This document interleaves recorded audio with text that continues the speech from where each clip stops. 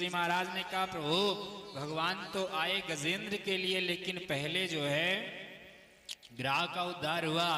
भगवान कहते हैं मेरी यह प्रतिज्ञा है कि जो मेरा भक्त है उसका तो कल्याण सुनिश्चित है, लेकिन जो मेरे भक्त के पैर को पकड़ लेता है उसका कल्याण पहले हो जाता है। मोते अधिक संत करी लेखा। भगवान कहते हैं यदि बिजली का करंट किसी को लगा हो और उसको कोई पकड़ ले तो उसे डबल करंट लगता है कि नहीं? उसी प्रकार आज भगवान ने उसका उद्धार किया। परीक्षित जी महाराज कहते प्रभु ये गजेंद्र और ग्राह कौन थे? बोले राजन यह गजेंद्र और ग्राह जो है पूर्व जन्म में जो ग्राह था वो देवल नाम के एक ऋषि थे, जल में तपस्या कर रहे थे। हुहु नामक गंधर्व था। महात्मा जल में समाधि लगा जल में तपस्या कर रहे थे और जैसे ही इसे परिहास सूझा इसने जाकर के जल में पैर पकड़ लिया। महात्मा घबराए कि न जाने किसने पकड़ लिया है। घबरा करके बाहर निकले तो या बाहर निकल करके हंसने लगा। कहो महाराज कैसा लगा? महात्मा को क्रोध आ गया कि रे हम अच्छे खासे भजन कर रहे थे, तुमने हमारे भजन में विघ्न डाल दिया।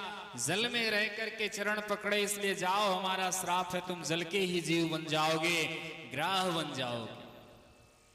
हाथ जोड़कर विनती करने लगा महाराज मैंने कुछ गलत थोड़ी किया है, आपके चरण ही तो पकड़े हैं।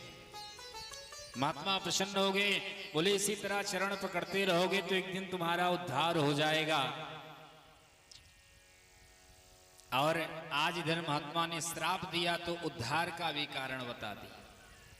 देखिए महात्माओं की कभी बुराई नहीं करना चाहिए। कुछ लोग होते हैं हमेशा दूसरे की ही चुगली में रहते हैं। थोड़ा सा पता चल गया कि अरे वो बाबा जी तो गांजा पीते हैं तो बन गया पूरा जो है उसी का ईश्वर है। वो तो यहां से मांग के ले गया और वहां पर महाराज ठेका में दारू पी लिया। अरे तुम्हारा जो कर्म है वो करो, उसका जो कर्म है वो जानेगा। संतन निंदा अति बुरी भूल करो मत कोय, जन्म जन्म के पुण्य को पल में डारे खोए। संत को यदि समझने में गड़बड़ी हो जाए तो परिणाम बहुत बुरा हो जाता है।